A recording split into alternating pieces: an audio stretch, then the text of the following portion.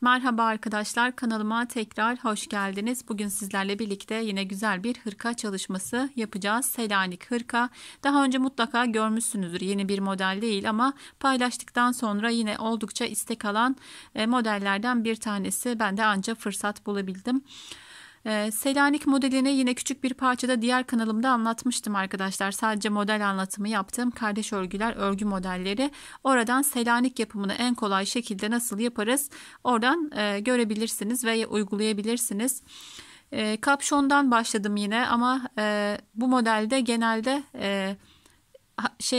burada dikey duruyor arkadaşlar. Selanikler eline çalışılmış. Sonradan iplik buradan ilmek çıkartarak yapılmış ama ben yine bütün yapmayı tercih ettim. Bu şekilde kolaylıkla yapabileceğiniz güzel bir model. Yine kapşonun dikiminde yine ilmeklerle yani dikmeden ilmeklerle kapatma işlemi yaptım. Bunun için de başlarken tığla yani zincir olarak başlama tekniğini kullandım. Şimdi hepsini birlikte videoda göreceğiz arkadaşlar. Bu pembe hırkayı Kartopu Baby One ve 3 numara ile örmüştüm. Oldukça minik bir hırka, yani yeni doğandan itibaren maksimum 9 aya kadar giyebilir. Resimde biraz daha görselde biraz daha büyük görünüyor ama küçük bir hırka oldu arkadaşlar. Şimdi ise Neko Elite Baby ve 3,5 numara şiş ile öreceğim. Şöyle bakıldığında metrajı ve gramajı aynı olsa da Baby One ile biraz daha kalın bir ip, biraz daha en ve boy atan bir ip arkadaşlar. 3,5'la ördüğümüzde de aynı sayılara yapmamıza rağmen biraz daha büyük bir hırka yapacağız. Renk kodu da 10.119 arkadaşlar. Çok fazla uzatmadan şimdi hırkamızın yapımına geçelim. Dediğim gibi Elite Baby'yi 3,5 numara şiş ile öreceğim. Şöyle şiş numarasını da görebilirsiniz. Yine siz elinizin sıkılığına göre şiş numaranızı ayarlayabilirsiniz. Yine farklı bir renkte aynı kalınlıkta bir iple başlayacağız tığ yardımı ile.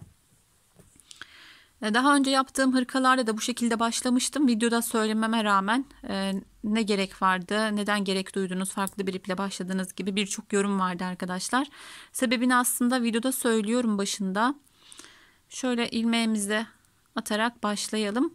Dediğim gibi kapşonu ilmeklerle kapatabilmek için normal bir başlama da yapabilirsiniz, tercih etmeyebilirsiniz. Ama böyle yapıldığında kapşonu kapattığımızda daha düzgün oluyor arkadaşlar. Dikiş olmuyor. Hem de burada başka bir model çalışıyorsanız eğer böyle örneklerde karşılıklı geliyor, ilmek ilmek kapattığımız için daha düzgün bir kapatma tekniği oluyor. Şöyle çıkarayım, tekrar birlikte başlayalım. Bakın şişimin altında ipim. Bir tane zincir çekiyorum. İpim benden tarafta, arkaya alıyorum. Bir tane zincir çekiyorum. İpimi arkaya alıyorum. Kapşonumuza 87 ilmek başlıyoruz arkadaşlar. Kapşon bitiminde 81 ilmekle robamıza devam edeceğiz. Bu tekniği birçok yerde kullanmıştık daha önce. Çift kat başlama tekniği, hazır gibi lastik başlama tekniği. Güzel bir başlama tekniği. İpimi arkaya alıyorum. Bir tane zincir çekiyorum. 87 ilmek olana kadar bu şekilde devam edelim.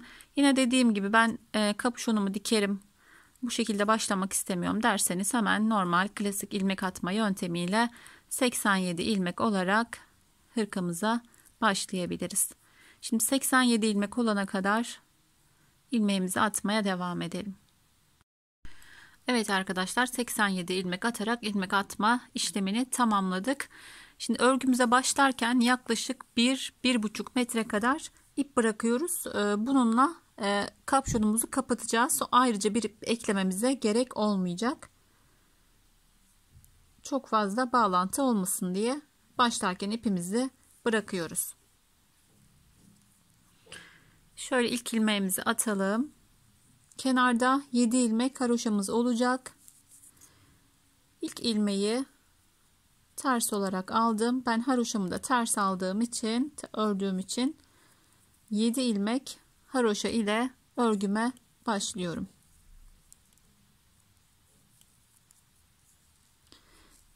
2, 4, 5 6 7. Şurada bıraktığımız uzun ipi sararak sabitleyebiliriz. Yani ipimizi sararak dolaşmamasını engelleyebiliriz. Hırkamızın bitiminde kapşonumuzu ip eklememize gerek olmadan oradaki fazla ipimizle birleştireceğiz. İlk sıramız biraz zor olabilir. Farklı bir yöntemle başladığımız için. Şimdi 7 ilmek kalana kadar düz örüyoruz. Şöyle 2 sıra ördükten sonra Selanik'e geçiş yapacağız arkadaşlar. Şöyle görebilirsiniz. Diktiğimizde şuradaki aradaki mesafeyi de bütünlük sağlamış oluyor. Şimdi 7 ilmek kalana kadar düz örmeye devam edelim. Evet, düz örmeye devam ettim. Hırkamız için de yaklaşık 3 yumağa ihtiyacımız var arkadaşlar. Yine hani yapacağımız ipin kalınlığına, inceliğine göre 3 yumak gider. Belki de 3 yumak bitmez. Çok az da gerekebilir. Ama 3 yumağımız varsa o bizim için yeterli olacaktır. Yani tüm bilgileri söylemeye çalışıyorum ama bazen gecikebiliyor arkadaşlar. Ama genelde altına da not ediyorum. Videonun altına açıklama kısmına tıklarsanız orada da bulabilirsiniz. Çünkü ben de yani unutuyorum. Çünkü bunun üzerine videoyu yayınlıyorum. Siz belki bir yıl sonra izliyorsunuz. Unutuyorum. Üzerine çok fazla örmüş oluyorum. Çok fazla zaman geçmiş oluyor. Unutmamak adına altına da not alıyorum. Sonradan sorulan sorulara bazen çok cevap veremeyebiliyorum. 2, 4, 6, 8 ilmeğimiz kalmış. Son ilmeğimi ördüm. Kalan ilmeklerimi haroşa örgü olarak örüyorum.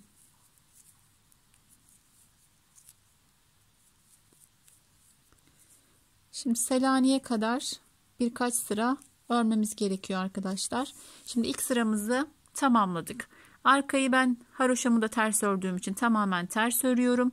Yine bir sıra düz, bir sıra ters. Toplamda 4 sıra örmüş olacağız. Orayı tamamlayalım arkadaşlar. Birlikte örmemize gerek yok. Şimdi birinci sıramızı ördük. Arkayı ters öreceğiz. İkinci sıra tekrar bir düz, bir ters, 4 sıra olduğunda Selanik örgümüzle devam edeceğiz. Evet, örgümüzü şöyle haroşayı sayarsak 2 diş haroşaya tamamladık. Toplamda 4 sıra oldu. Bir sırada yapabilirsiniz. Yani 2 sırada yapabilirsiniz. Birleştirdiğimizde yine şu aradaki mesafeyi sağlamış olur. Şurada fazla bıraktığım ipimi de bu şekilde sardım arkadaşlar. Örgümüze çok fazla dolaşmasın diye. Şimdi Selanik kısmına geçiyoruz. Oldukça kolay bir anlatım olacak. Selanik biraz zor gibi görünür. Sadece yavaş ilerler. Haroşa gibi düşünün. 2 sırada bir sıra olduğu için. Yoksa hiçbir zorluğu yok. Şimdi anlattığım şekliyle de oldukça kolay bir Selanik. 7 kenar patımızı ördük. Selanik modeli yapmak için fare dişi gibi mutlaka tek sayı başlamamız lazım arkadaşlar. Şöyle görebilirsiniz. Haroşanın başlangıcında ve bitiminde düz olması için tek sayı başlamamız yeterli oluyor. Normalde Selanik modelini örerken arkadaşlar düz örgüyü alırız şişimize, örmeden ters örgüye geçeriz. Bu biraz daha oyalayıcı ve zordur. Şimdi benim yaptığım teknikte aynı fare dişi yapıyormuş gibi örgünün içine batıyoruz. Yani bir sıra örmemiş gibi oluyor arkadaşlar. Tersimi ters örüyorum. Düze geldiğimde şöyle bakın, bir altından girerek düzümü bu şekilde ördürüyorum.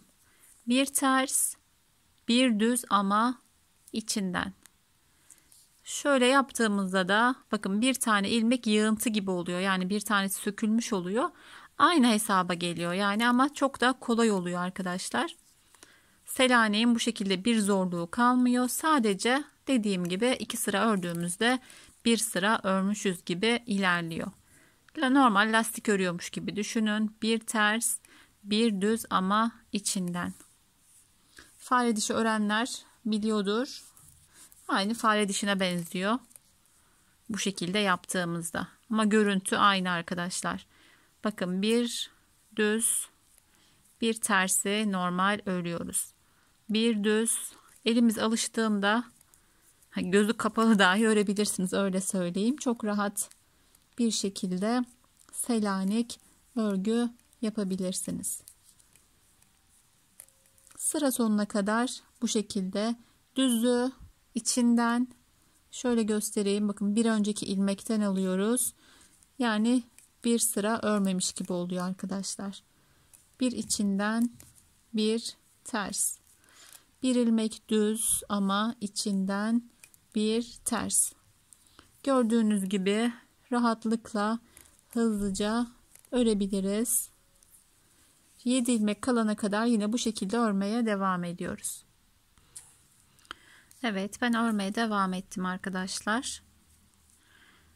Yine aynı şekilde bir ilmek ters, bir ilmek içinden.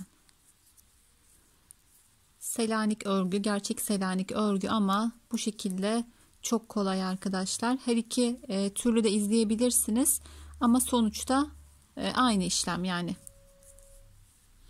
Bakın düz ile başlamıştık. Selanik'imiz ön yüzde düz ile bitecek. Yani içinden aldığımız ilmek ile bitecek. Kenar haroşalarımı ben ters olarak örüyorum.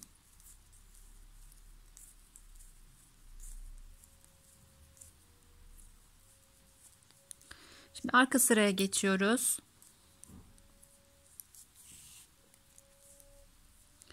Yine 7 ilmek öncelikle haroşamızı örüyoruz. 2 4 6 7. Bakın buradaki ilmeğimiz ters ilmek. Hatta bakın örmediğimizde, içinden aldığımızda bakın bir tane ilmek örülmemiş gibi görünüyor. Bunu arkada ters örüyoruz. Önde ters ördüğümüz ilmeği yine içinden alıyoruz. Bir ters, bir düz. Bakın bu ilmeğimiz düz ve içinden. Arka yüzde düz ördüğümüz ilmek burada düz, ters ördüğümüz ilmek düz, düz ördüğümüz ilmek ters. Bakın düz görünümlü ilmeğimi içinden alıyorum. Diğer ilmeğimi ters. Yine bakın ilmeğim düz.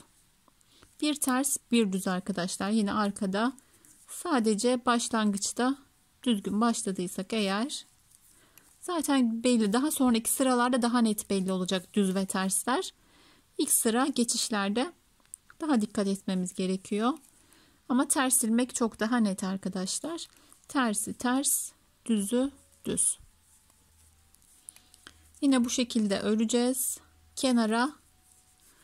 Bu kenara geldiğimizde de yine burada tersle başladık. Bakın ters ile bitireceğiz sıramızı. Diğer ilmeklerimiz haroşa örgü olacak arkadaşlar.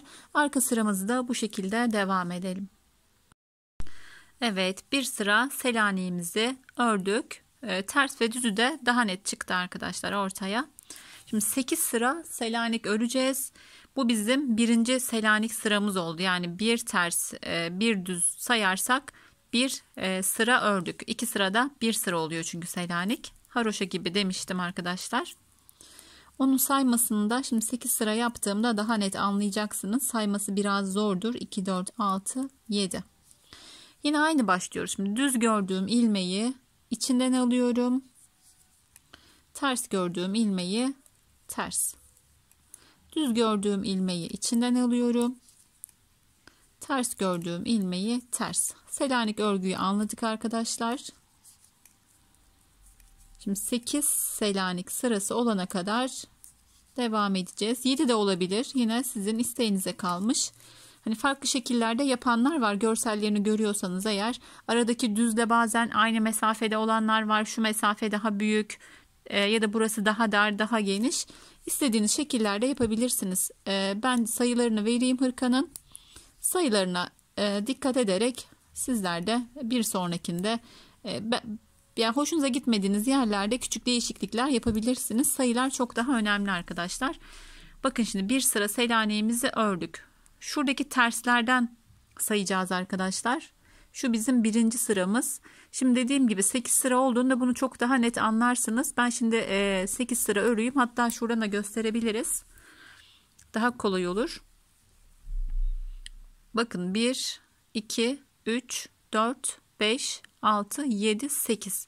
Bu şekilde aradaki tersleri saydığımızda çok daha net sayımız ortaya çıkıyor arkadaşlar. Düzü saydığımızda biraz karışık gelebilir ama tersleri saydığımızda toplamda 8 sıra Selanik öreceğiz. Şuradan da sayabilirsiniz ilk sırayı. Bakın 2 sıra zaten örmüştük. 2 sırayı düz örmüştük. Bu bizim birinci sıramız. Yani haroşanın dişlerinden de saymak mümkün. Eğer karıştırırım diyorsanız arkadaşlar, her başladığınızda buraya işaretleyiciyi koyun. Selanik'e başladığımız sırada 8 sıra olduğunda düz örmeye geçeceğiz. Şimdi 8 sıra örmeye devam edelim. Evet, Selanik örgümüzü 8 sıraya tamamladık arkadaşlar. Şöyle sayımızı da göstereyim aradan, bakın. Terslerden 1, 2, 3, 4, 5, 6, 7 ve buradaki yani şişimizdeki ilmeklerle birlikte 8 sıra. Yine dediğim gibi buradan kolaylıkla sayabilirsiniz. Şöyle 2 diş olduğunda Selanik örgümüze geçmiştik. 2, 4, 6, 8. 8 sıra olduğunda düz örgümüze geçiyoruz ama dediğim gibi buralarda sayıları artırmak mümkün. Yani 9 sıra da yapabilirsiniz Selanik'inizde, hatta 10 sıraya kadar yapabilirsiniz. Şimdi tüm ilmeklerimizi düz örgüye çevireceğiz. Kenardaki haroşalarımız hariç. Burada yine bakın şurada geçtik haroşaya. Hemen burada bir işaretleyici kullanarak şöyle sıra takibini yine düz sırada da kolaylıkla yapabilirsiniz. 4 diş olana kadar düz örgü öreceğiz. Şimdi birinci sıramızı başladık düz örgüde. Birinci dişimizi ördük. 4 diş olana kadar şu aradaki düz ilmekleri yapacağız arkadaşlar. Gördüğünüz gibi şöyle maksat göstermek olsun. Tüm ilmeklerimiz düz örülecek. Kenardaki haroşalarımızı yine devam ettiriyoruz.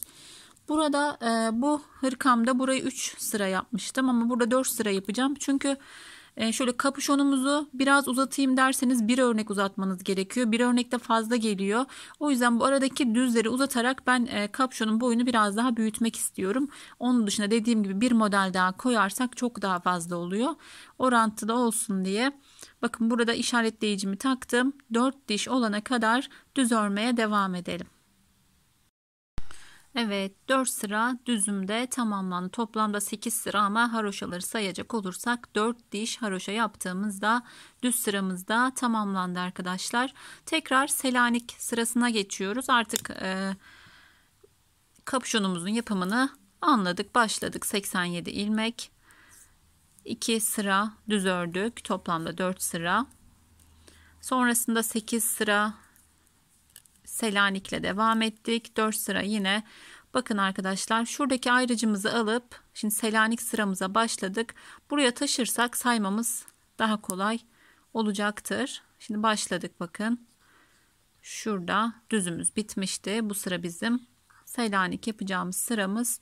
Eğer böyle ayrıcı taşırsanız da işaretleyicimizi, Selanik sıralarını saymak çok daha kolay olacaktır. Yine 7 kenar haroşamızı yaptıktan sonra hemen Selanik'i uygulamaya başlıyoruz. Aynı şekilde bir ters, bir düz ama içinden. Bir ters, bir düz ama içinden. Evet, bu şekilde kapüşonumuzu örmeye devam ediyoruz. 4 Selanik bölümü olduktan sonra yaka haroşasına geçeceğiz. Keserek geçeceğiz burada. Yine orayı da birlikte yapacağız. Şimdi 4 kademe Selanik örgümüz tamamlanana kadar kapüşonumuzu örmeye devam edelim. Evet, 4 kademe Selanik olana kadar örmeye devam ettim. Sonrasında 4 sıra yani 8 sıra 4 diş düz olana kadar ördüm ve kapüşonumu tamamladım. Kapüşonumuzun boyu, yani şurası uzun olduğunda, yani şöyle koyduğumuzda enine göre boyu daha uzun olduğunda daha kullanışlı oluyor arkadaşlar. Minik bir kapüşon olduğunda hani başa geçmesi biraz zor oluyor. Ne kadar uzun olursa, yani çok aşırı olmamak kaydıyla daha kullanışlı, daha kullanılır bir kapüşon oluyor. Şöyle görebilirsiniz kapüşon boyunu. Yani normal farklı bir örnek yapsak, fare dişi yaptık misal. İstediğimiz sayılarda büyütmek mümkün. Yani bunu biraz daha büyüteyim derseniz bir kademe daha koyuyoruz. O zaman da çok uzun oluyor. O yüzden Bu şekilde boy sırasını ayarladık. Şimdi kapüşonumuzu 87 ilmek başlamıştık. Şöyle belirli aralıklarla, çok da önemi yok aslında. Normalde ben hani video çekiyor olmasam şöyle aralıklarla, aklıma geldikçe eşit aralıklarla 6 ilmek eksiltiyorum. Burada şöyle başında 18 ilmek kadar başında ve sonunda koydum. Aralarda 10'ar ilmek olarak ayarladım. Dediğim gibi yine rastgele ama belirli aralıklarla 6 ilmek eksilteceğiz. Bunu da haroşaya geçtiğimiz sırada yapıyorum. Yine haroşanın bitiminde de yapmak mümkün ama burada çok belli olmuyor. Yani örgüye çok görsel olarak bir görüntü kirliliği olmadığı için burada kesmeyi tercih ediyorum. Buradan sonrası kapüşon tamamlandıktan sonra normal hırka örüyormuş gibi ilerleyecek arkadaşlar. Şimdi haroşamıza geçiyoruz. 4 diş haroşamızı öreceğiz. Sonrasında roba ayrımlarımız, kollar derken kapüşon bittikten sonra yakadan başlamalı hırka gibi devam edeceğiz. Ama bu şekilde kapüşon yaptığımızda gerçekten çok kolay. Normalde ilk defa yapacaksanız eğer, hani kapüşon delinince bir göz korkuyor.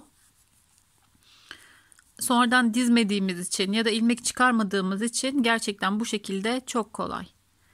Şöyle dediğim gibi belirli aralıklarla haroşamıza geçişte toplamda 6 ilmek keseceğiz. Kapüşonu robadan biraz büyük tutuyorum ki eni boyu geniş olduğunda dediğim gibi çok daha kullanışlı oluyor. Yoksa minik bir kapüşon yaptığımızda sadece süs olarak kalıyor. Bu şekilde yaptığımızda ikinci ilmeğimi kesiyorum. 10 ilmek aralıklarla başında 18 sanırım. Başında ve sonunda diğer aralıklar 10'ar ilmek aralıklarla kesmek mümkün. Ama çok dediğim gibi önemi yok yani. Bir yerden kesmemek kaydıyla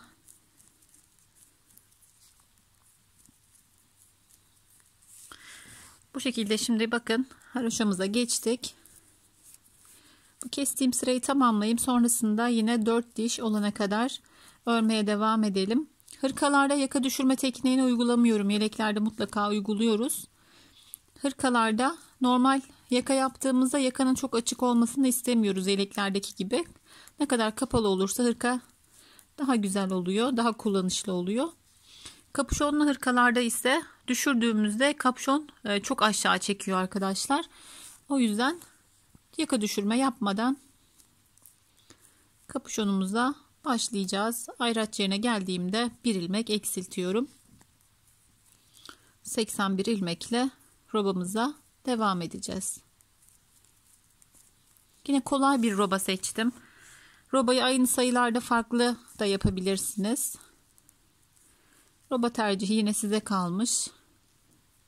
İstenilen şekillerde çalışılabilir.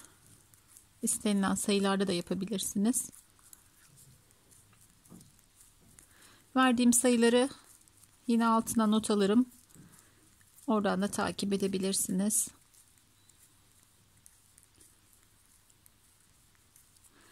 Evet, ilk geçişimizde kesme işlemlerini yaptık arkadaşlar. Şöyle az çok bakın belli oluyor kestiğimiz yerler ama sonrasında çok göze batmıyor. Şimdi 4 diş haroşa olana kadar örmeye devam edelim. Evet arkadaşlar, 4 diş haroşamızı tamamladık ama ben bir yerde konuşurken kesmeyi unutmuşum. Şimdi arkada onu eksilterek sıramı sayımı dengeleyeceğim. Şu anda 82 ilmeğim var ama siz 6 ilmek kestiğinizde 81 ilmekle robamıza devam edebiliriz. Bazen hem konuşup hem anlatırken, yani hem örüp hem konuşurken öyle söyleyeyim, bazen atlayabiliyorum. Ama sizde bir problem olmayacak. Ben de sonradan fark ettim. 2, 4, 6, 7. Şimdi robamıza geçelim. 7 kenar patımı ördüm. 15 ilmek önler, 23 ilmek arka, 12 ilmek kollar, birer ilmek de şöyle beden arasında var arkadaşlar. 8, 9, 10, 11, 12, 13, 14, 15. Robamız yine kolay bir roba. Bir artırıyorum. Bir ilmek düz örüyorum. Tekrar artırdım. 1, 2, 3, 4, 5, 6, 7, 8, 9, 10, 11, 12. 12 ilmek kolumuzu ördük. Bir tane artırdım. Bir ilmek düz, bir tane artır. 23 ilmek örüyoruz. 1, 2, 3, 4, 5, 6. Şurada fazla olan ilmeğimi hemen keseceğim. 7, 8, 9, 10. Siz burada kesmeyin arkadaşlar. Benim fazla ilmeğim vardı. 11, 12, 13, 14, 15, 16, 17, 18, 19, 20, 21, 22 ve 23. 23 ilmeğimi de ördüm, artırdım. Bir düz, tekrar artırdım. 12 ilmek örüyoruz. 1, 2, 3, 4, 5, 6, 7, 8, 9, 10, 11, 12. Tekrar artırıyorum. Son kez bir düz, bir artır. 1, 2, 3, 4, 5, 6, 7, 8, kenar patıma geldim. 7 ilmek, 9, 10, 11, 12, 13, 14 ve 15. 15 ilmeğimi de tamamlayarak ayrımlarımızı belirledik. Şimdi arka sıramız tamamen ters örgü arkadaşlar.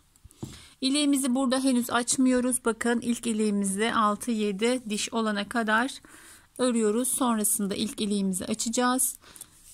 Kapüşon, yani kapattığımızda çok yaka, yani şöyle olduğunda bakın çok kapüşonu geri çekiyor.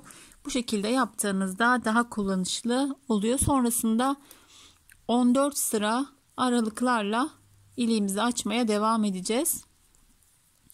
Ama ilk iliğimizi şöyle göstereyim. 2, 4, 6. 6 diş olduktan sonra ilk iliğimizi açmayı da unutmayalım. İşte arka sıramı tamamen ters örmeye devam ediyorum. Evet, robamızda ikinci artırma sıramızda devam ediyoruz. Öncelikle 7 kenar patımı örüyorum. Haroşa örgü olarak. Hemen düz örgüme geçiyorum. Artırma yerine kadar saymadan örebiliriz artık. Ayrım yerlerimiz belli oldu. Daha önce mutlaka yapmışsınızdır bu robadan. Genelde tercih edilen kolay bir roba. Bakın artırdım. İlmeğe kadar örüyorum. Şu an 3 ilmeğim var. Artırdım. 1, 2, 3 ilmek ördüm. Yine artırdım. Yani şöyle V şeklinde açılarak artırmamız devam edecek. Yine bir sonraki artırma yerine kadar devam edelim.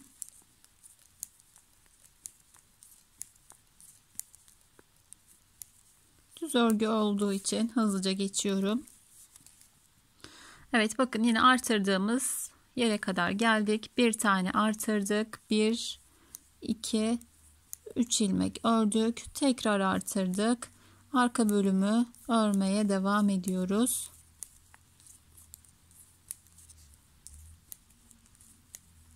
Robayı söylemiştim sanırım. Başka robalar da kullanabilirsiniz. Daha önce ördüğünüz aynı sayılarla başlarsınız. Ayrımlarınızı ona göre yaparsınız. Bazı robaların arasında 2 ilmek oluyor. Bazılarına 3 oluyor. Ona göre ilmek sayınızı ayarlayıp farklı robalarda tercih edebilirsiniz. Ama bu şekilde gerçekten çok kolay kapüşonlu hırka örmek. Artırdım. 3 ilmeği ördüm. Tekrar artırdım. Ya bu hırkaya videosuna çekmeye başladım. Yani buraya kadar geldim ama arkadaşlar çok uzun zaman oldu. Bir şeyler bazen hani sıra gelmiyor, zamanınız olmuyor, bir şeyler giriyor araya. Bir videoyu bazen yani bir ay da olur, 15-20 günde buluyor. O yüzden ne söylediğimi hani izlemediğim için geri dönüp çok hatırlamıyorum. Hani eksik anlattığım yerlerde olursa mutlaka yorum bırakın. Ben yine yardımcı olmaya çalışırım. Buraya kadar geldikten sonra zaten hani hırka ördüyseniz normal hırka örmeye devam edeceğiz buradan sonrasında. Ama dediğim gibi iliğimizi henüz açmadık. 2 sıra oldu. 6 sıra olunca 6 diş olduğunda ilk iliğimizi açacağız. Sonrasında 14 sıra aralıklarla ilik açmayı unutmayın. İkinci sıramızı tamamladık arkadaşlar. Şimdi arka sıramızı tamamen ters örgü örüyoruz. Evet, 3. sıramızla devam ediyoruz. Yine 7 kenar patımızı örerek başlıyoruz.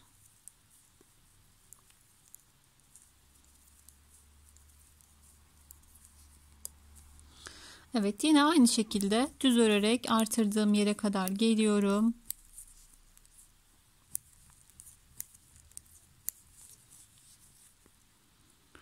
Bakın son ilmeğim.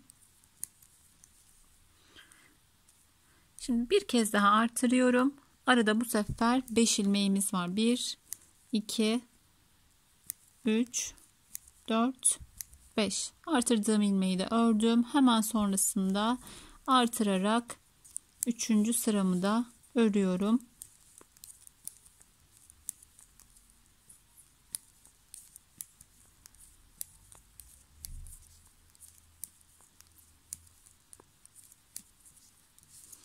Yine aynı şekilde artırdığım sıranın hemen üzerine geldim. İlmeğin 1, 2, 3, 4, 5.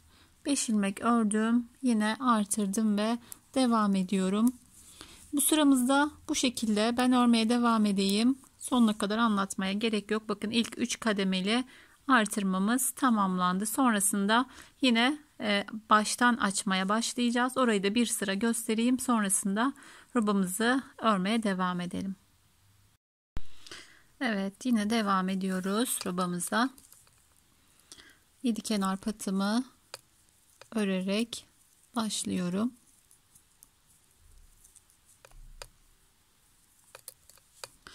Yine öncelikle artırma yaptığımız yere kadar gelelim.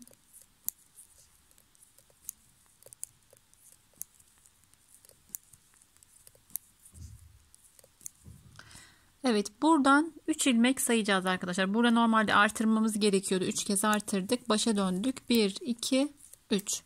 Ya da şuradaki ilmeği takip ederek yine sağından ve solundan artırıyoruz. Artırdım, bir düz ördüm, artırdım ve devam ediyorum.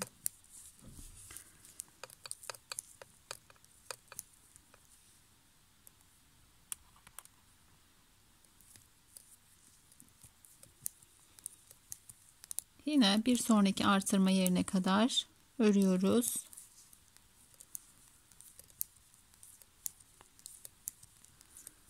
Üçlü artırmamızı yaptık V şeklinde. Şimdi ikinci kademeye geçeceğiz.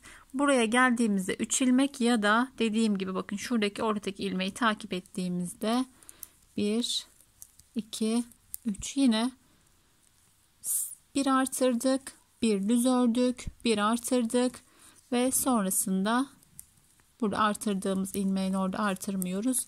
Devam ediyoruz. Son kez göstereyim.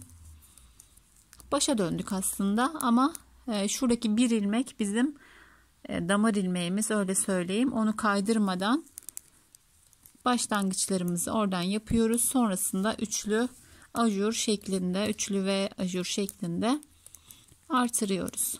Son kez yapalım birlikte.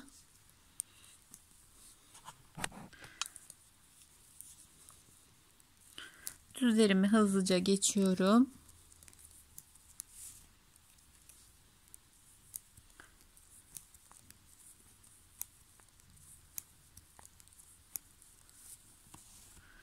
Evet, artırdığım yere geldim. Bakın normalde burada artırmam gerekiyordu. Üçlü şekilde yapacağım için 1, 2, 3 ilmek ördüm. Şöyle takip edebilirsiniz ilmeğimizi. Yine başa dönerek bir ilmeğin sağından ve solundan artırıyoruz.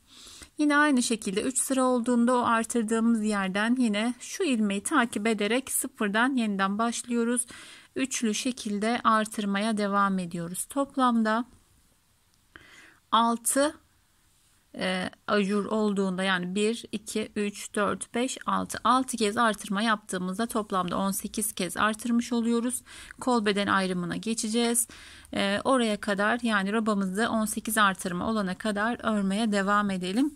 Şöyle ipimin durumunu da göstereyim arkadaşlar. Robadaki başladığım ipim henüz bitmedi. Robayı da tamamlamaz diye düşünüyorum. İpimizin durumu da bu şekilde. Şimdi robamızı 18 artırma olana kadar örmeye devam edelim. Evet arkadaşlar, robamız da tamamlandı. Toplamda 1 2 3 4 5 6 kademe, yani toplamda 18 artırma yaptık. Dilerseniz burayı bir kademe daha uzatabilirsiniz. Hırkanız daha büyük olacaktır. Ama aynı sayılarda yapmamıza rağmen şöyle görebilirsiniz. Bu hırkamız daha büyük olacak. Hem farklı bir ip hem de farklı bir şiş numarasıyla ördüğümüzde aynı sayılarda yapsak dahi daha büyük olacağını söylemiştim. Şimdi kolumuzu öreceğiz. Öncelikle ayrımımızı yapacağız. Buradaki birer ilmeği dilerseniz bedene, dilerseniz kola verebilirsiniz. Ben bedene vereceğim. Şurada bakın bir tane ilmeğimiz vardı. Bu 2 ilmek olduğunda biriniz bedene, birine kola veriyoruz. Ama bir ilmek olduğunda hangi tarafta gerekliyse o tarafa vererek ayrımlarımızı yapıyoruz. Hırka örerken ilmeklerimizi ipe de düşürebiliriz. Ama daha kolay oluyor diye ben 3 numara misinalı şişime alacağım. Kola kadar örmeden ilmeklerimi geçireceğim.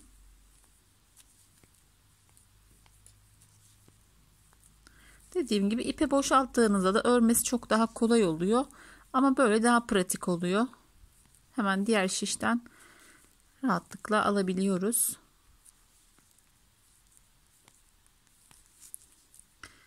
Şöyle bakın. 1 2 3, şuradaki bir ilmeği öne verdim.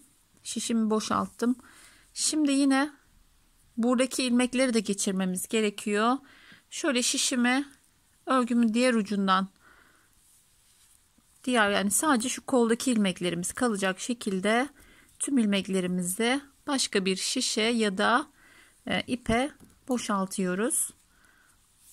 Şişimin diğer ucuna da buradan başlayarak koldaki ilmekler hariç sağ koldaki tüm ilmekleri bu şekilde misinalı şişime boşaltıyorum. Evet, sol taraftan geçirerek geldim. Bakın buradaki bir ilmeği de örmediğim şişime aldım. Yani kollardaki ilmeklerimiz bu kadar. Birer ilmeğe bedene verdik. Şöyle artık öreceğimiz şişimizde, yani 3,5 numara şişimizde ilmeklerimiz kaldı. Koldaki ilmeklerimizi bir sayalım. 2 4 6 8 10 12 14 16 18 20 22 24 26 28 30 32 34 36 38 40 42 44 46 48.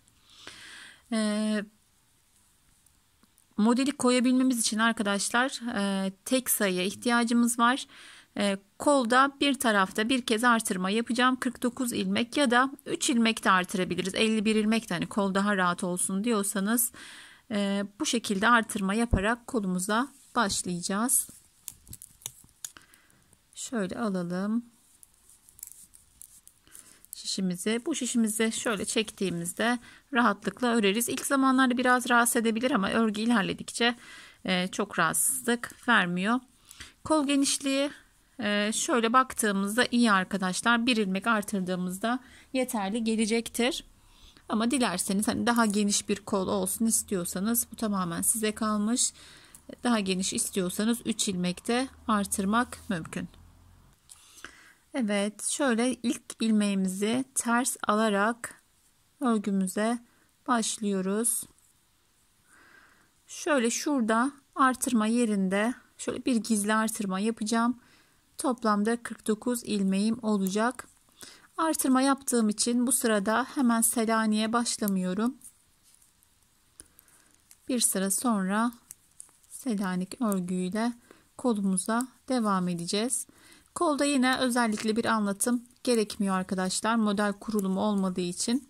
Hani farklı bir desen olsa belli sayılarla deseni ayarlamak gerekiyor. Ama böyle modellerde rahatlıkla tek sayı ayarladığımızda model zaten kolay bir model.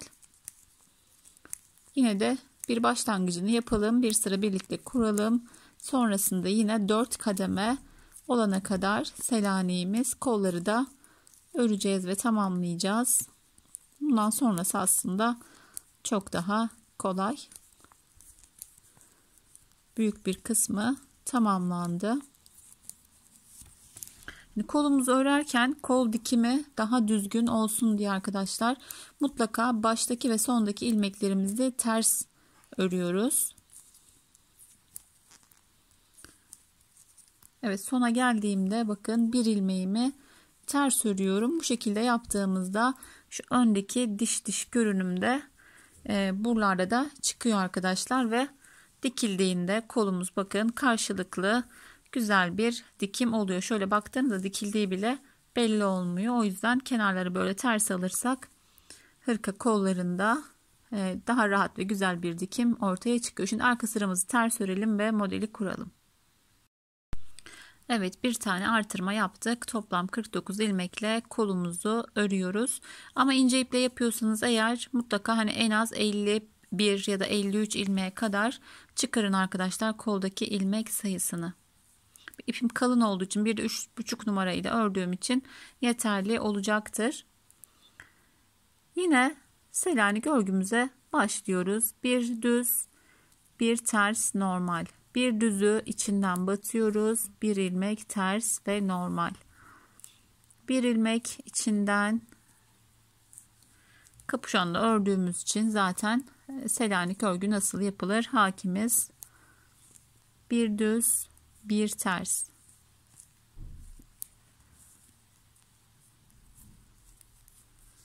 Şöyle bir sıra birlikte kurulum yapalım.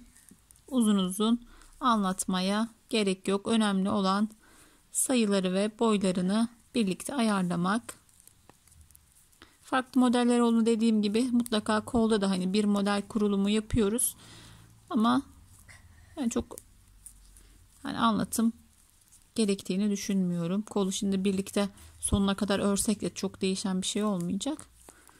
O yüzden birlikte sayısını ayarladık. Şöyle bir sıra kuralım. Bir ters, pardon, bir düz, bir ters. Bir düz ama böyle içinden batıyoruz. Fare dişi yapıyormuş gibi. Bir ters. Yani bazı modeller aslında çok daha önceden çekilmiş oluyor. Mutlaka videoları oluyor arkadaşlar. Ama özellikle isteyenler de oluyor. Hani senin alışınla benim alışım aynı. Senin anlatımınla yapabiliyorum diyen arkadaşlar için mutlaka yeni örgüye başlayanlar da olacak. Hangi video tercih ederlerse kanalımda bulunsun istiyorum bazı modelleri. Fırsat buldukça da çekmeye çalışıyorum. Tercih siz izleyicilere kalmış. Evet, başında da bakın düzle başlamıştık. Sonunda düzle bitiriyoruz.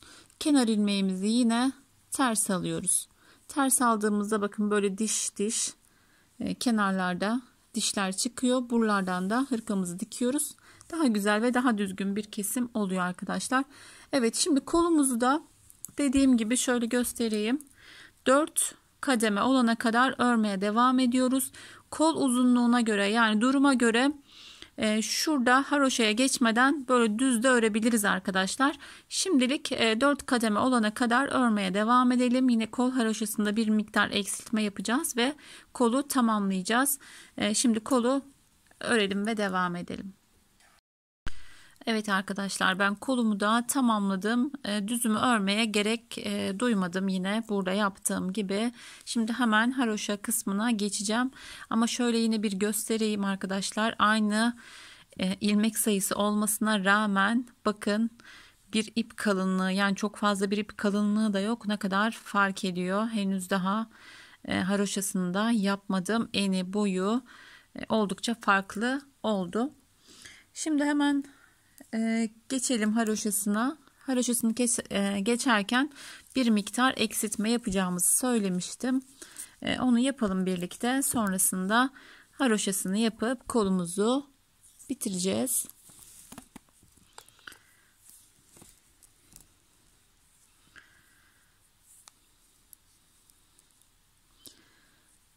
Şöyle 3 ilmek örüp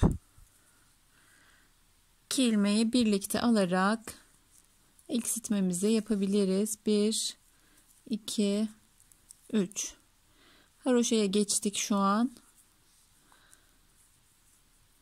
1 2 3 ilmek örüyoruz. İkisini birlikte alarak arada eksiltmeler yapıyoruz. Kol lastiği bir miktar toplasın diye.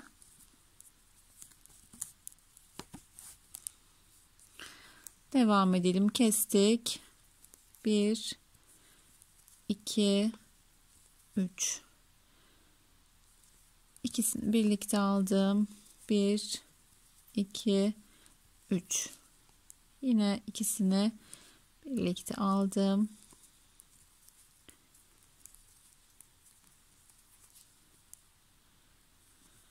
Sıra sonuna kadar ilk sırada eksiltmemizi yapıyoruz. Kolda hiçbir kesme yapmadık. Dümdüz örmüştük.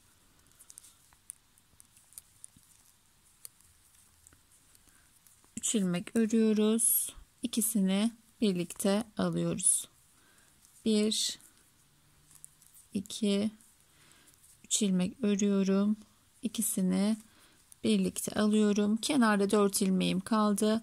4 ilmeğimi örerek sıramı tamamlıyorum. Evet, eksiltmemizi yaptık. 5 diş haroşa olana kadar 4 ya da 5 diş. Burada 5 diş yapmıştık. 5 diş haroşa olana kadar örmeye devam ediyoruz ve kolumuzu bitiriyoruz. Şöyle ipimizde bir miktar bırakırsak bitirdikten sonra kolun dikimini rahatlıkla yapabiliriz. Sonrasında yine diğer kola geçiyoruz arkadaşlar. Şöyle görebilirsiniz. Birer ilmeği bedenlere vermiştik. Yine 48 olarak kolumuzu başlıyoruz. Bir tane artırarak 49 ilmek olarak aynı şekilde diğer kolumuzu da örüp bitiriyoruz. Bu kolumuzu da örelim. Sonrasında beden sayımızı ayarlayalım. Bedene geçtiğimizde zaten anlatımımız tamamlanacak. Kolları birlikte dikeceğiz. Yine kapşonu da birlikte kapatarak artık hırkamızın videosunu sonlandıracağız. Şimdi kollarımızı tamamlayalım ve devam edelim. Evet arkadaşlar, her iki kolumuzu da tamamladık. 4 kademe Selanik olana kadar örmeye devam ettik. Sonrasında yine kol ucunda eksiltme yaparak kollarımız örüldü ve tamamlandı. Şimdi bedene geçelim. Bedenlerde önlerde 34, arkada 61 ilmeğimiz var. Toplamda 129 ilmek. 4 buradan, 4 de diğer kol altından artırma yaparak 137 ilmeğe çıkaracağız ilmek sayımızı. İpimiz kalın olduğu için bu bizim için yeterli olacak. Eğer yine dediğim gibi baby bunny ile örecekseniz eğer mutlaka 150 ilmeğe kadar artırma yapmamız gerekiyor. Onun için de zaten robayı da bir miktar uzatırsak daha rahat olur ama bu kalınlıkta bir ip için 137 ilmek yeterli olacaktır. Yine 5'er ilmek de artırabiliriz. 139 da olabilir. Dilerseniz o şekilde yapalım. Şurada 2 ilmek artıralım. Birer tane de aradan artırarak 139 ilmeğe çıkaralım arkadaşlar. 5'er ilmek artırarak. Şimdi ilk sıramızda model kurulumu yapmayacağız. Artırarak örgümüze başlayacağız. Yani bir sıra düz öreceğiz. Kolda da yapmıştık aynı şekilde. Roba sonrasında haroşa olmadığı için çok bu sıkıntı olmaz ama haroşa yaptığımız zaman haroşanın hemen peşine model kurulduğumuzda çok daha güzel oluyor ama zaten düz örgü şu an. Hemen gizli artırmalarla artırmamızı yapalım. Sonraki sırada Selanik'i kurduğumuzda rahatlıkla hırkamıza devam edebilirsiniz. Ben sonrasında kol dikimi ve kapüşon birleştirmesini göstereceğim ve videomu sonlandıracağım. Sizler de örmeye devam edip hırkanızı tamamlayacaksınız. Sonuna kadar anlatmaya gerek yok. Zaten Selanik modelini kapüşonda kollarda uyguladık. Modele hakimiz. Beden sayısını da ayarladıktan sonra devam edebiliriz. Kalın ip örmesi her zaman avantaj oluyor arkadaşlar. Aynı sayılarda ördük bakın. burada yaptığımız hırkamız çok daha büyük oldu. Pembe ince ip ve ince şiş olduğu için daha küçük oldu. Şöyle şu artırma yerinde dilerseniz bir tane şöyle gizli artırma yapalım. Birinci artırmamız. İkinci artırmamı şuradan ilmek takıyorum. Bir gizli artırma da buradan. Şu ana kadar 2 tane artırmış olduk.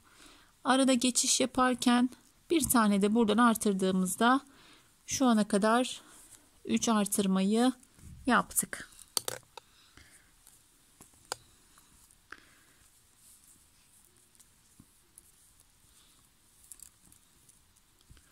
Şöyle karşıya geçerken bir artırmamızı yaptık. İpimi ayarlayayım. Yine burada 2 artırma yapmıştık. Arada bir tane artırdık. Tekrar burada da artırmaya devam edeceğiz. 2 kez. Öncelikle bir ilmeğimi geçiş yaparken ördüm. Şurada hemen bir tane artırıyorum. Sonrasında yine bu tarafta olduğu gibi şurada artırdığımız yerde bir tane gizli artırma yaptım. Toplamda bir tarafta 5 ilmek artırdık. Devam edelim arkayı örmeye.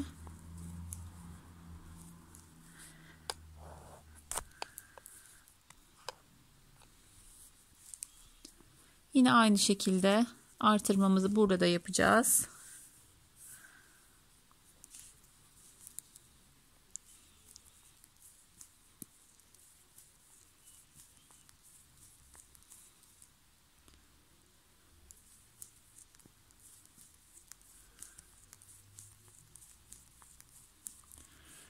Düz örerek ilerliyoruz ilk sıramızda.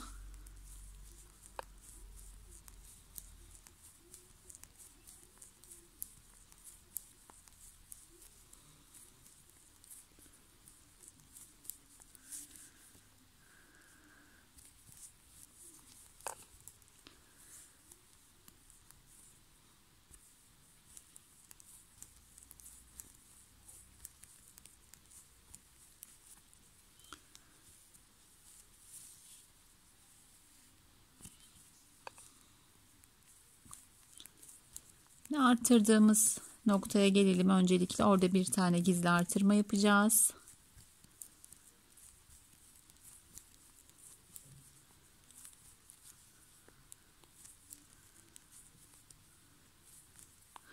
Evet, burada yine bu şekilde de yapabiliriz. Hiç fark etmez. İlmeğimizi takarız. Önemli olan artırmak. Bir tane artırmamı yaptım. İkinci artırmamızı da hemen son ilmekten önce bir tane bu şekilde gizli artırma yapıyoruz.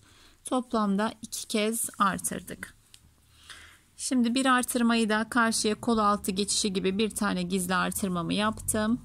Şimdi diğer önde kalan 2 ilmeğimi de artıracağım.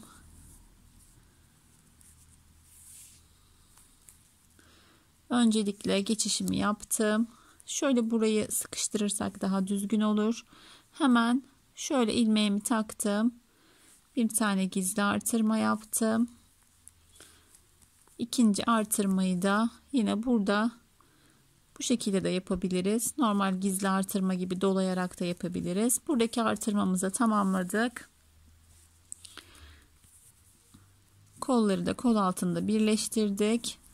Örmeye devam ediyoruz. Şimdi arka sıramızda tamamen ters örgü örelim. Bir sıra Selanik'i kuralım ve sonrasında örmeye devam edelim bir miktar.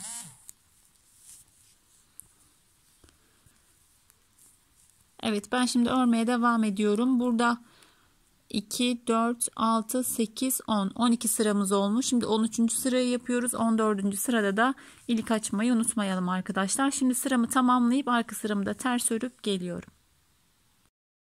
Evet, kol birleştirmemiz tamamlandı. Şimdi bedene geçtik. Yine şöyle bir başlangıç yapalım.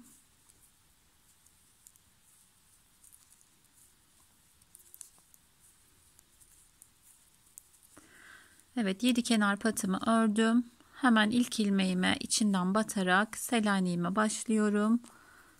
ve bedenimizi örmeye bu şekilde devam ediyoruz. Tek sayı olması gerekiyor. Yine bedende de aynı şekilde başlangıç ve sonu düz bitmesi için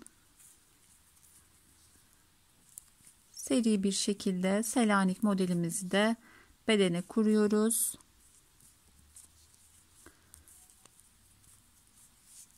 Evet, aslında hani bedeni artık anlatmaya gerek yok arkadaşlar. Model kurulumu olduğunda şöyle bir model kadar yine kurmaya çalışıyorum. Hani sıra sonları başları denk gelsin diye.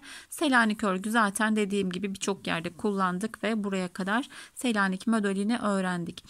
Şimdi yine kurarak devam ediyoruz. Aynı şekilde kademelerle, yani 4 kademe olduğunda yine düzümüzü burada ilave edelim ki koldan bir miktar bedenimiz uzun olsun. Yine siz isteğinize göre daha uzun bir model istiyorsunuzdur. Yine bir kademe daha dilediğiniz şekilde ilave edebilirsiniz.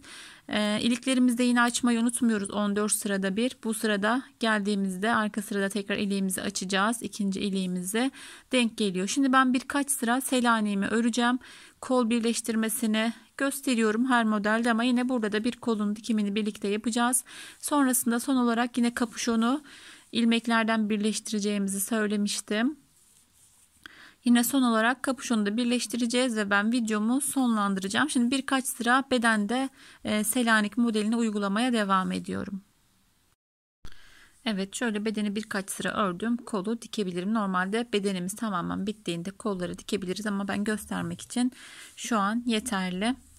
Şöyle kolumuza öncelikle başlangıcını yapalım. Bakın ilk kestiğimiz ilmeğe şöyle öncelikle iğnemizi geçiriyoruz.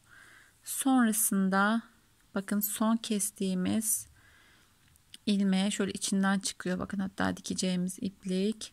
Şöyle ilmeğin içinden geçiriyormuş gibi düşünün.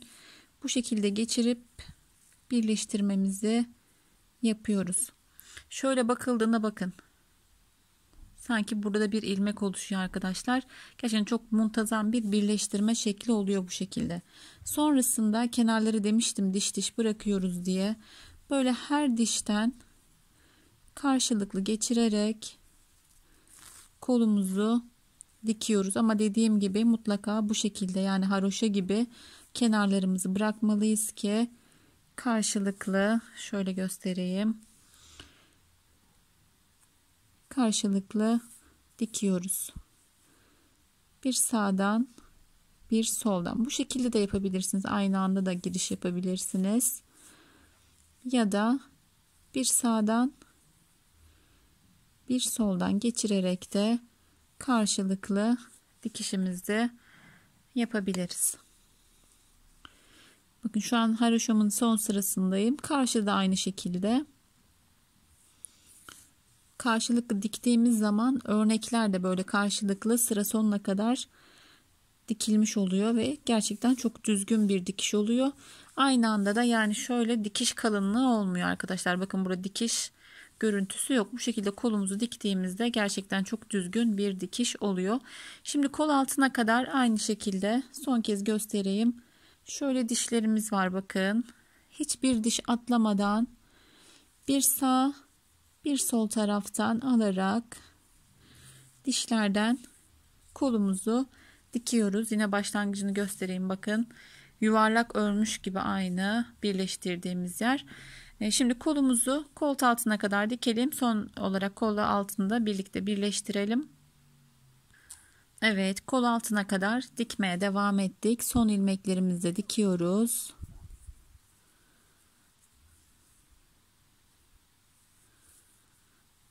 Sol taraftan başlamıştık. Bakın ilk başlangıcımız buradandı. İpi bağladığımız yer zaten.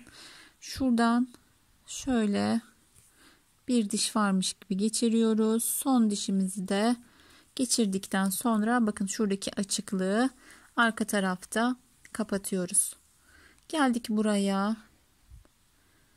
Karşılıklı şöyle birkaç dikiş ile buradaki açıklıkta kapanıyor arkadaşlar.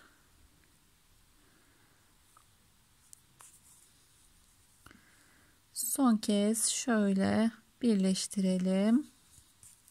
Bu geçiş yaptığımız yerde illaki bir miktar açıklık kalıyor. Bakın şöyle çevirdiğimizde kol altı gayet düzgün bir şekilde birleştirdik. Kolumuzu diktik. Bakın örnekler birbirine tam karşılıklı gelecek şekilde kolumuzun dikimini de bu şekilde tamamlıyoruz. Şöyle ipliklerimizi de sonrasında yedirerek bitiriyoruz.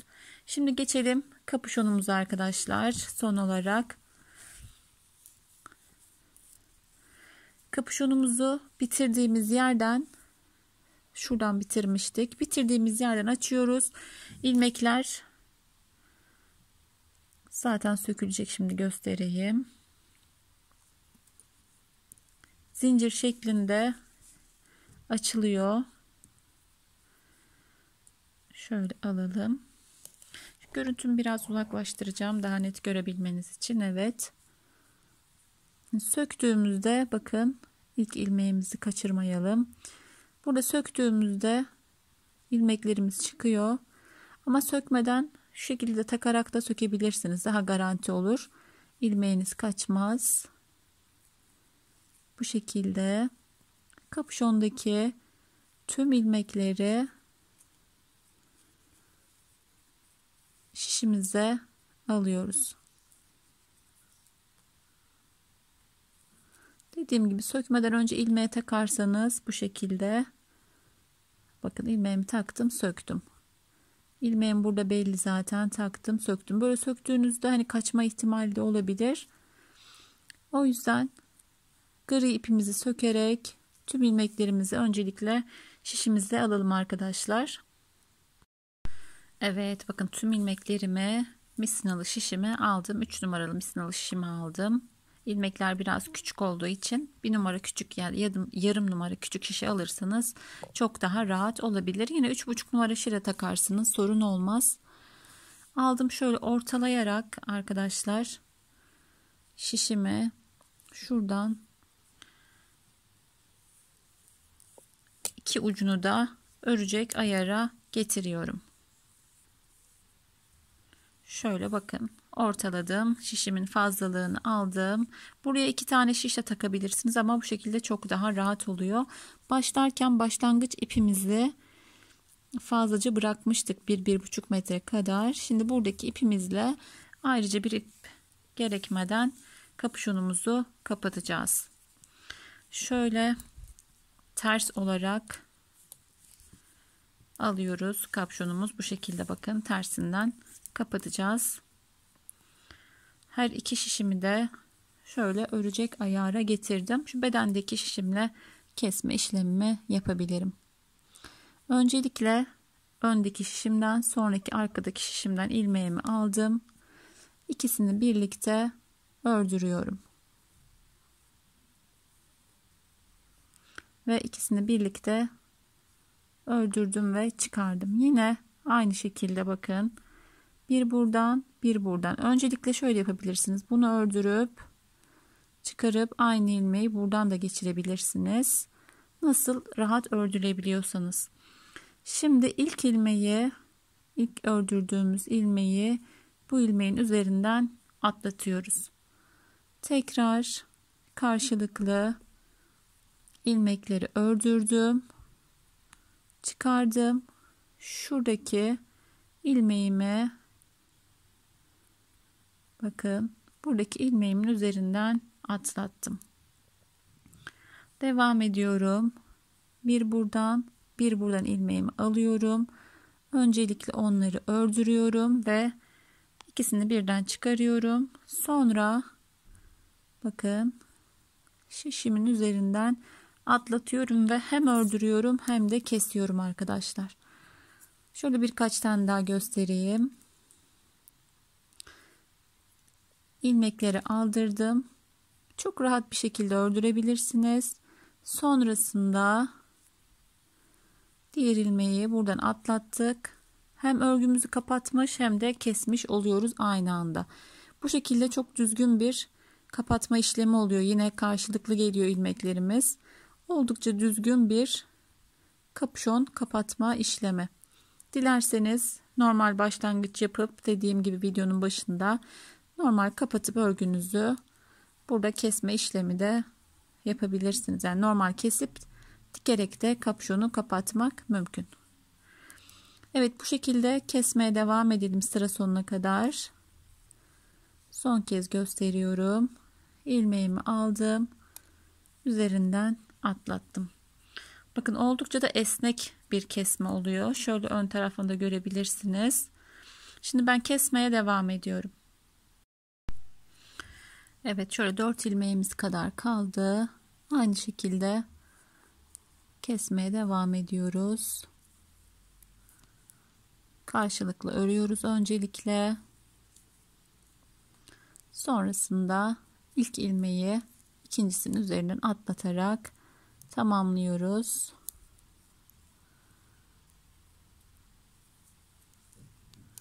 Son ilmeğim şöyle,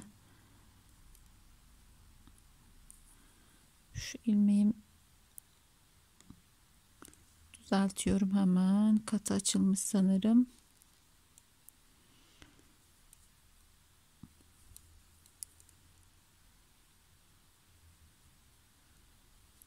Geri taktım. Son ilmeklerimi de ördürüyorum hemen. Evet. Yine son ilmeği diğerinin üzerinden atlatarak kapşon dikimini de tamamlıyoruz. Şöyle geçirelim ve sabitleyelim. Bakın ipimiz de tam olarak yetti. Kapşonumuzu bakın yine şöyle esnek, oldukça lastik gibi çevirelim. Yine bakın karşılıklı oldukça düzgün bir birleştirme işlemi oluyor arkadaşlar. Bu şekilde yaptığımızda, dediğim gibi, zorlanacak olursanız eğer hemen normal bir kesim yapıp normal dikiş olarak da dikebilirsiniz. Evet, kolları anlattım. Kapüşonu anlattım. Bedenimize geçtik. Modelimizi kurduk. Kolun dikimini, bir tanesini tamamladık. Bakın. Bundan sonrasını bedeni dümdüz örerek hırkamızı tamamlayacağız arkadaşlar. Yine söylediğim gibi 4 kademe, dilerseniz 5 kademe de yapabilirsiniz. Boyunu dilediğiniz gibi uzatabilirsiniz. Bu şekilde örerek kapüşonlu hırkamızı tamamlıyoruz. Ben elimden geldiğince baştan sona tüm detaylarıyla anlatmaya çalıştım. Yine anlamadığınız, takıldığım, yani yanlış anlattığımı düşündüğünüz, anlamadığınız yerler olursa yine yorum bırakın. En kısa sürede yardımcı olmaya çalışırım. Evet arkadaşlar, videomuzun burada sonuna geldik. Yeni bir model, yeni bir videoda görüşmek üzere. Yapacak olan herkese kolay gelsin. Allah'a emanet olun. Hoşça kalın.